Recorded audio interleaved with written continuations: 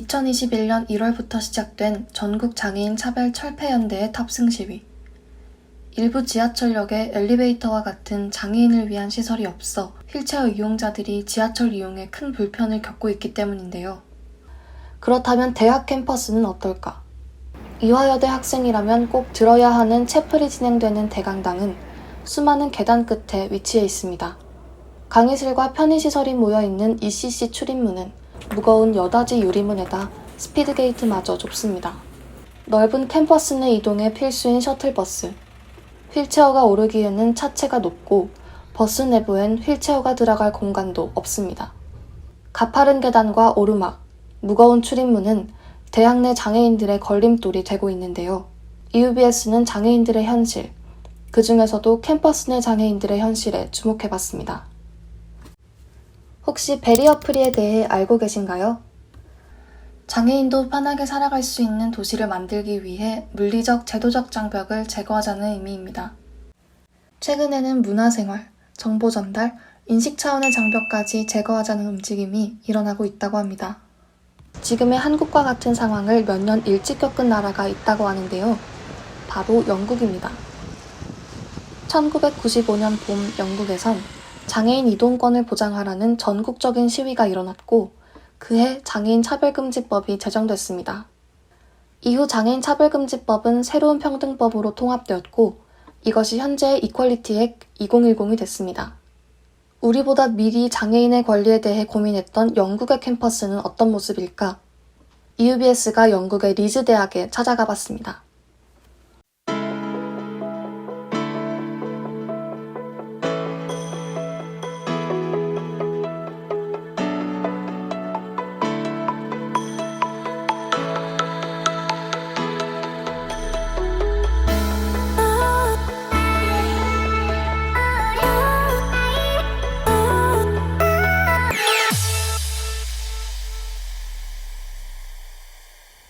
리즈 대학은 영국 잉글랜드 웨스트 요크셔주에 위치한 공립대학입니다. 학부생이 약 25,000명 가까이 재학 중인 큰 규모의 종합대학인데요. 이렇게 많은 재학생 중 약 14%가 장애학생이라는 리즈 대학은 그만큼 장애인들을 위한 시설과 서비스가 잘 마련되어 있었습니다. 30년 역사를 가진 리즈 대학의 장애학생 지원센터. 이곳에는 약 80명의 직원들이 장애학생을 위해 일하고 있었습니다. 가장 먼저 이야기를 나눠본 건 사이먼. 그는 리즈의 장애학생 지원센터 부센터장이자 안내견을 동반하는 시각장애인입니다. 사이먼은 리즈 대학이 장애학생과 안내견을 위해 어떤 것들을 지원하고 있는지 설명했습니다. In terms of accessibility, the university, so like all public organisations in the UK, we have to meet the requirements of UK law, so the Equality Act 2010, which says that a public building must be accessible for anybody with a disability or any kind of impairment. All of our buildings here at the university are accessible, so step-free access, etc. Specifically, what we tend to do is make sure that visually impaired students have some orientation training, so that somebody will take the student around campus and they'll learn their routes to and from certain buildings, the buildings that they're going to use, and they'll learn the route to various sort of rooms that they're going to use. Some of our buildings do have braille on the doors, for example, to show what room number that the student's going to. And we do have a braille campus map. But for the majority of our visually impaired students, it's about learning routes and routines. So how to get into a building, where their specific rooms are. The majority of our rooms are accessible to all people with disabilities, not just specifically those with visual impairments. Yes, so the only real facilities that you need is a place for the dogs to go to the toilet. So we have specific areas which are located across the university. And we can always put more in if we have more guide dog users. And we work very closely with the Guide Dog Association in the UK, so they'll come in and actually have a look at any buildings that a guide dog user is going to use, make any recommendations to changes that we might need to make. 사이먼과의 인터뷰 후 우리는 또 다른 장애학생 지원센터 직원을 만날 수 있었는데요. 바로 장애학생 교육지원팀의 헬렌 윌슨. 헬렌은 후천적 장애로 인한 전동 휠체어 이용자로 리즈 대학의 장애인을 위한 시설을 누구보다 잘 알고 있었습니다. First thing I'd say is that every wheelchair user has a different access requirement because every wheelchair user has different disability and different requirements. And obviously there's different types of wheelchair users, i.e. I use an electric wheelchair, and obviously people will use manual wheelchairs as well, which have different requirements. And obviously with a campus the size of the university, there will be buildings that have better access than other buildings, for example, newer buildings.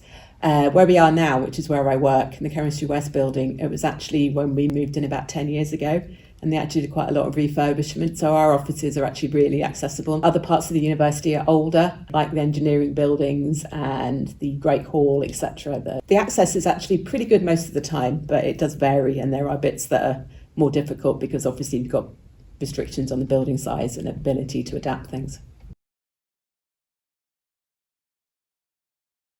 I think a lot of people would try to find alternative routes. For example, what's it called?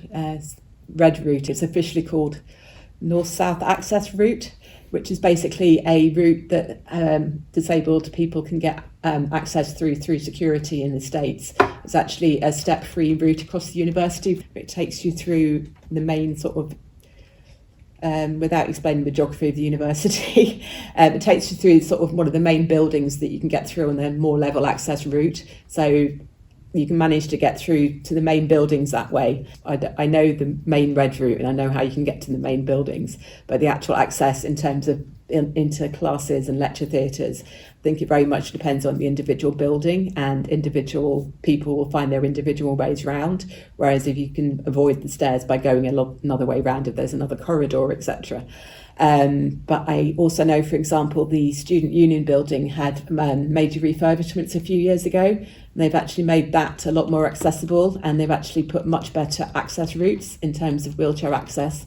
I mean, in the Union building, I can actually show you where that's happened, where there actually used to be a lot more difficult to get around, and you had to actually use platform lifts, which are old-fashioned lifts that are not very pleasant. 헬렌과의 인터뷰를 마치자 헬렌은 직접 리즈 대학의 장애 친화 시설을 소개해주겠다며 앞장섰습니다. 리즈 대학의 국제처 직원 클레어도 동행했는데요. 리즈 대학의 가장 상징적인 건물인 파킨슨 빌딩으로 향하는 길. So we're going up here. 헬렌의 전동 휠체어로 이동할 때는 작은 턱도 장애물이 되고 마는데요. 휠체어를 조작하며 직접 문을 열기에도 힘이 듭니다. 그러나 리즈 대학 출입문의 대부분은 자동문이었기에 누구든 출입이 자유로웠습니다. 전동 휠체어가 충분히 들어갈 만한 폭의 길이 계속 이어졌고 Accessibility Route라고 안내하는 표지판도 눈에 띕니다.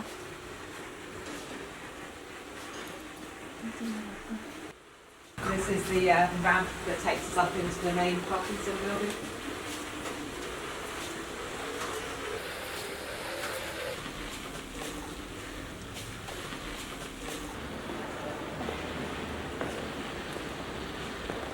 건물 내부의 통로만으로 무려 3개의 건물을 지나 파킨슨 빌딩 안에 도착했습니다. 파킨슨 빌딩이 장애 친화적인 빌딩이 된 건 최근의 일입니다. 이 엘리베이터는 계단을 이용할 수 없는 사람들도 파킨슨 빌딩에 출입할 수 있도록 4년 전 추가로 설치된 것이기 때문입니다. 학교의 상징적인 건물임에도 접근성이 떨어진다는 구성원들의 꾸준한 지적이 만들어낸 성과였습니다. EUBS가 리즈 대학의 취재를 결심한 중요한 이유 중 하나를 보러 가는 길인데요. And so this ramp was put on a few years ago because it used to be not quite as accessible. Can't quite remember what it looked like before, but I just remember it wasn't there. There's more steps. It's not raining.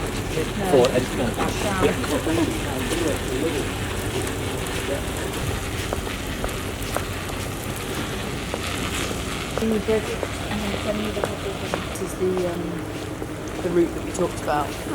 So it's called Red Route, or it's the official name is the North-South. 리즈 대학은 장애인 구성원들이 장애물 없이 이동할 수 있는 캠퍼스 내 여러 통로를 지정해 레드루트라고 불렀습니다.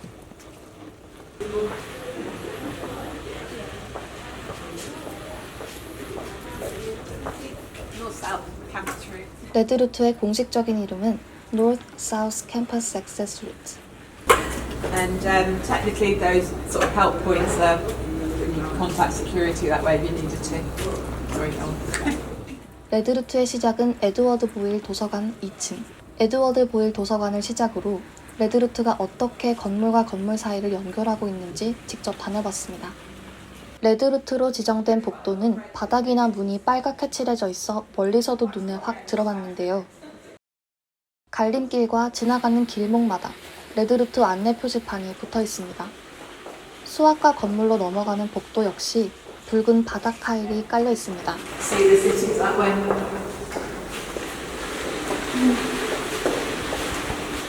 You see, we do have some horrible buildings like those steps down there. Well, no, rephrase that.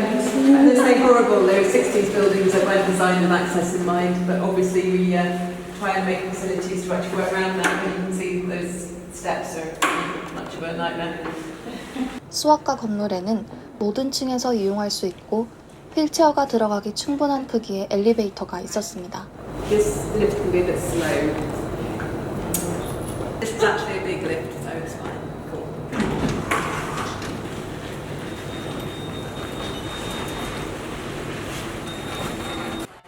건물 1층 카페 옆 작은 문을 통해 밖으로 나가자 리즈 대학 내 연못에 도착했습니다.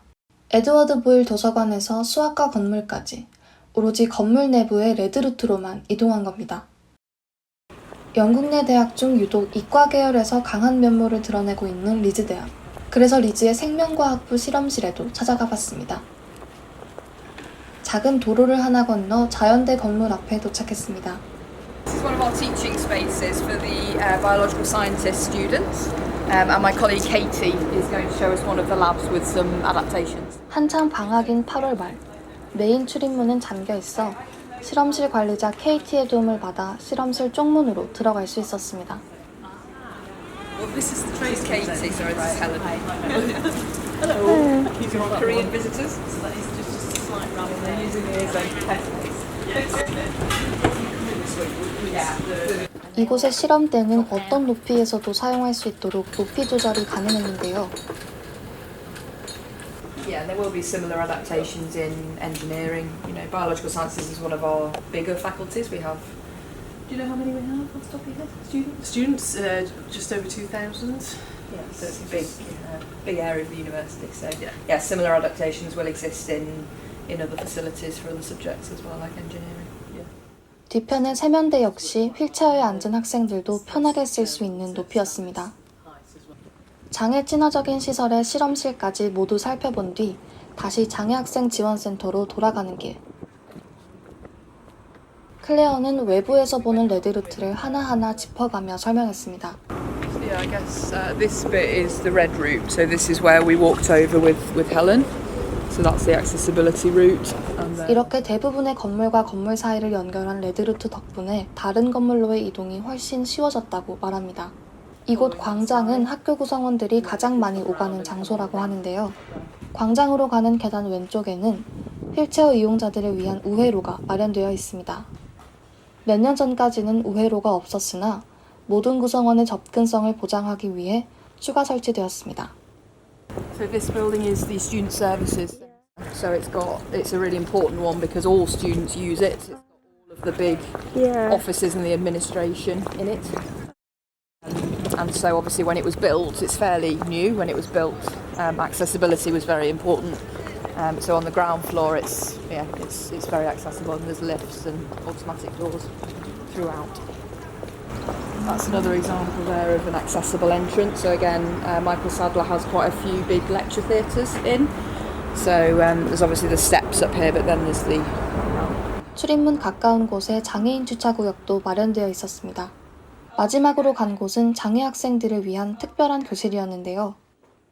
뒷문을 열자마자 보이는 이 책상은 의자 없이 휠체어가 들어갈 수 있는 넓은 공간이 마련된 책상입니다. 휠체어를 이용하는 학생들은 강의실을 편하게 오고 가며 이 자리에서 수업을 들을 수 있습니다. 이 외에도 리즈 대학은 꾸준히 캠퍼스 내 접근성을 높이기 위해 다양한 노력을 하고 있었습니다. 누구보다 리즈의 장애 학생과 가장 친밀하게 소통하며 그들을 지원하는 장애 학생 코디네이터와도 만날 수 있었는데요. I'm Carly Miller and I am a disability coordinator at the University of Leeds. So I work in a team within disability services called the Disability Advice Team. And so we have a team of disability advisors and then a team of disability coordinators. The coordinators all work with specific schools, the advisors work across the university. So if there's something where someone's not quite sure how to put a reasonable adjustment in place, or if there are any questions or concerns, or if something maybe's gone not quite how we would have hoped it to, I can help with the explanation, maybe the negotiation about how things need to be done. So we provide our support summary sheets. They do a registration form, and on that form they can provide as much or little information as they want. We would be looking at the students' information that they've provided, and so we do that to kind of try figure out exactly what this student needs. One thing that's really important is that the summary sheet is a living document. It means that we can go back to it, we can review if something changes with their condition, if they realise actually. 또한 영국에는 장애 학생들을 위한 정부 지원금, DSA가 존재하는데요. There is a process called Disabled Students Allowance that they can apply for. So it's not means tested, so it's not connected to how much your family earn, and it's not a loan, so you don't have to pay it back. And they'll see if there's like barriers to that, and then they'll make recommendations on what that student needs. So do they need assistive technology? Do they need taxi travel? And they will do the costings and they will send it to student finance, who will then make a decision about what to approve. 또 자폐와 류머티즘을 앓고 있는 캣과의 화상 인터뷰를 통해 DSA가 장애 학생에게 어떤 도움을 주는지 자세하게 들을 수 있었습니다. Academic mentor, specifically for my mental health. This is a person that I go to every week. We talk for about half an hour about my experiences that week, my studies, with my societies, with university life generally. And it gives me a time to kind of decompress and explain how my disability affected me that week, how things were slightly more difficult for me than the people around me, and how I can use the university services to kind of alleviate those problems. This was something that is afforded to me because I have what's called a disabled students allowance, which is like an extra bit of money from the government. So that affords me to be able to pay this tutor to be able to meet with me regularly. And that's organised through our university's disability services team, and it's been invaluable to talk to. 뿐만 아니라 영국 정부는 휠체어로 출퇴근을 하는 사람들을 대상으로 한 지원 제도도 마련해 두었는데요. I don't drive, so I actually get, this is going to sound very grand, I get taxis into work. I get taxis in every day from a wheelchair accessible taxi provider, but I actually have some government funding for that. There's a scheme that's run by the UK government called Access to Work, which is to support disabled people in the workplace. Again, it's not just physical disabilities, it's mental health and visual impairment and other types of disabilities, but I basically get some funding. So I pay part of the cost and the government pays part of the cost. Public transport is, buses do have accessible access, but particularly in rush hours and things, it's actually quite difficult to actually use them. Accessible transport exists, but it's actually quite tricky to access it in terms of practicalities. 리즈 대학은 영국 전역과 세계 여러 나라에서 온 유학생들이 다 함께 지내는 다문화, 다국적 학생들이 많은 곳입니다. 그로 인해 캠퍼스 내외로 기숙사가 많은데요. 그렇다면 장애 학생들의 기숙사 생활은 어떨까? 기숙사 전담 책임자 사라와 직접 기숙사 내부로 들어가 살펴봤습니다. 입구에는 버튼키를 센서에 인식하면 열리는 자동문이 설치되어 있습니다.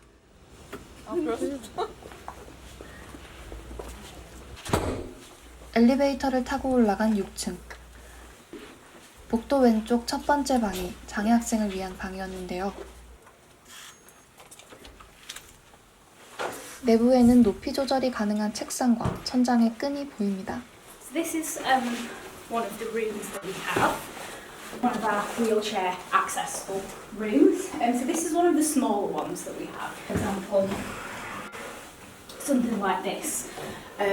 It's all kind of made for students who need things at wheelchair height, so that these can all be made into, for example, pull rails that can be lowered down.